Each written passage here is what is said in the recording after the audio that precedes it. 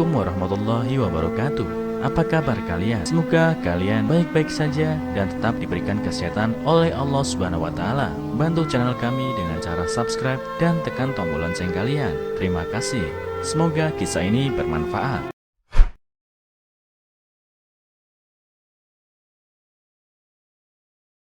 5 order gali kubur. Pria ini merinding saat pulang ke rumah. Istrinya menjerit ketakutan.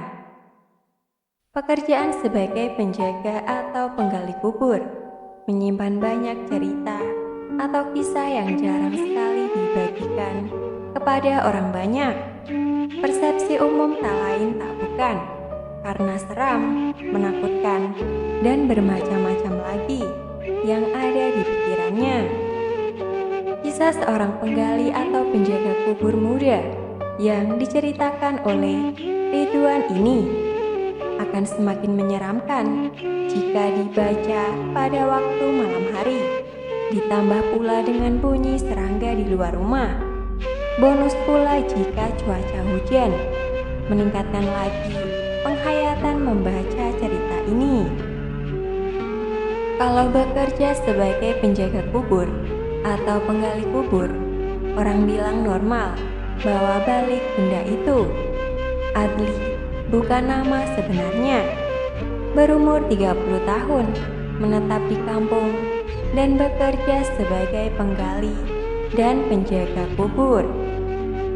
Bukan atas terpaksa, tetapi katanya warisan dan pekerjaan dari almarhum ayahnya. Kalau takut kerja di kubur, kerjalah di tempat lain. Ayah tidak paksa, nak. Kalau tahu kerja ini tak menjatuhkan harga diri pun. Itu kata-kata ayah Adli sebelum dia menghembuskan napas terakhirnya. Berbekalan semangat, Adli menyahut pekerjaan ini. Dia tidak ingin potong kompas. Biarlah dia menanggungnya walaupun banyak lagi pekerjaan di luar sana. Adli tidak pernah mengalami kejadian menakutkan lagi semenjak dia bekerja di tanah kubur di ujung kampungnya. Sebab orang baik akan senantiasa dalam perlindungannya. Tetapi kata-kata itu dia tarik balik. Mengapa? Pada satu malam, Adli menjaga kawasan kubur selepas mendapat tugasan penggali kubur waktu malam. Orang telepon katanya mau mengubur mayat pada waktu malam. Dia pun jalankan tugas. Tunggu, tak muncul-muncul. Mungkin kena tipu sepertinya. Adli kata apa salahnya kalau tunggu lama dikit. Mungkin ahli keluarga si mati ada hal yang lebih penting. Dia doakan yang baik-baik saja. Saat menggali tadi jam 9 malam, sekarang sudah hampir 3 jam menunggu. Tak sampai-sampai juga. Ketika itu hanya Adli dan kawan baiknya saja. Samrul bukan nama sebenarnya. Samrul kata dia tidak boleh tunggu lama sebab ada perkara yang perlu dibuat. Jadi Samrul pun balik dan tinggalkan Adli seorang diri. Adli jarang mendarat tugas penggali kubur pada waktu malam. Kebiasaannya pada waktu sore ataupun pada waktu pagi. Hati terasa panas juga. Lubang kubur sudah siap, tetapi keluarga si mati tak sampai juga. Tanah belakang rumah agaknya, selorohnya. Adli kesal. Lama dia menunggu. Siapa tak kesal, ingin memenangkan hati. Adli tinggalkan tempat itu dan dia berjalan ke arah belakang. Ada laut, tanah, perkuburan tepi laut. Angin malam sejuk ini boleh menghilangkan rasa marah. Adli mengambil lampu minyak tanah yang dibawa bersamanya. Rokok dinyalakan. Angin tepi laut semua orang tahu anginnya agak kuat. Tetapi ada kejadian yang aneh yang terjadi pada Adli. Asap rokok yang dihembus itu bergerak perlahan dan asapnya tak berpecah. Lampu minyak tanah yang dibawa tadi tiba-tiba terpadam sendiri. Dahinya pun berkeringat dalam sekejap. Rasa tak enak hati, Adli pun bergerak semula ke tempat tadi. Saat dia berjalan, telinganya terdengar suara orang ramai menjerit-jerit meminta tolong. Ketika itu jam 12 malam, mana mungkin ada orang yang mau bercanda di kuburan. Adli coba sholawat dan baca surat-surat pada umumnya. Segala suara yang dia dengar, coba dia lupakan dan berharap dia tidak diganggu. Niat dia bekerja, bukan mau melakukan perbuatan yang jahat. Adli tiba di tempat dia menggali tadi. Memang tiada orang pun yang datang. Kena tipu, Adli pun mengambil barang-barangnya dan menyimpan di gudang pemakaman.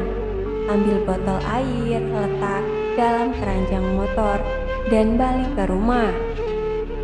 Ketika motor Adli diparkir di bawah pohon besar yang tidak jauh dari tanah perkuburan itu, tiba-tiba bulu kuduknya merinding. Namun ia tetap melanjutkan perjalanan pulangnya. Saat enak-enak mengendarai motor, tiba-tiba terasa berat. Sudah hampir sampai rumah dalam 30 meter lagi. Tapi beratnya hanya Tuhan saja yang tahu. Badannya sudah bermandi peluh. Berhenti sekejap untuk periksa tangki minyak. Ada banyak mana lagi. Periksa ban, tapi bocor. Benda tersangkut pun tak ada. Adli tidak berpikir yang bukan-bukan, tapi dia berharap benda itu tidak mengganggunya. Hingga akhirnya dia tiba di rumah almarhumah neneknya. Rumah itu udah jadi rumah Adli dan istrinya. Dia panggil istrinya untuk membukakan pintu. Diketuk-ketuk pintu, namun tiada yang menyahut. Apakah sudah tidur? Adli pergi keluar dapur dan berteriak dan membangunkan istrinya. Saat istrinya menuju pintu depan, sang istri sudah seperti orang ketakutan melihat hantu. Belum sempat Adli masuk, dia sudah menutup pintu. Terkejut besar Adli dibuatnya. Bergetar-getar suara istrinya dari dalam rumah. "Bang, pulang dengan siapa itu?" tanya istrinya dari dalam. Mana tak menangis. Memang istrinya melihat makhluk itu di atas motor suaminya. Adli sudah pucat seperti orang hilang sel darah merah. Istri memintanya antar balik makhluk itu. Tak sanggup melihatnya dengan rambut panjang berantakan. Katanya, Adli sudah gemetar lututnya pada waktu itu. Terduduk sekejap di tangga rumah, tetapi dia tidak melihat apa-apa. Hanya dapat merasakan suara seram saja. Sebuah bulu kuduk di badannya merinding, tetapi mau tak mau, Adli putar balik ke tanah perkuburan. Sepanjang berada di tas motor dan menuju semula di tanah perkuburan, Adli tak berhenti-henti membaca segala surat yang dia tahu. Berat memang, berat, tetapi sampai juga ke tanah perkuburan. Tibanya, Adli turun dari motor dan menarik napas. Selepas itu baca ayat kursi dan ayat-ayat lain. Dia minta makhluk itu balik semula ke tempat asal dan jangan ganggu dia lagi. Adli tak bisa melihatnya dan tidak tahu sama ada makhluk itu sudah pergi atau belum. Agak lama dia menunggu. Adli hanya dapat tahu benda itu dah pulang ke tempat asalnya apabila pohon di sebelah gudang tadi bergoyang-goyang. Dalam sekejap Adli langsung start motor dan pulang ke rumah. Alhamdulillah dia balik tanpa benda itu mengikutinya lagi. Istrinya begitu galak tadi. Lebih aneh lagi saat Adli melihat kembali nomor panggilan yang dia terima tadi. Ternyata tidak ada dalam panggilan terakhir. Ah sudah, siapa pula yang menelpon? Adli bilang semua peristiwa itu cuma mainan iblis untuk menakutkan manusia. Ia tidak pernah berputus asa bekerja di tanah perkuburan itu. Itu semua dijadikan sebagai penguat semangat. Lumrahlah kena ganggu, normal, kata Adli.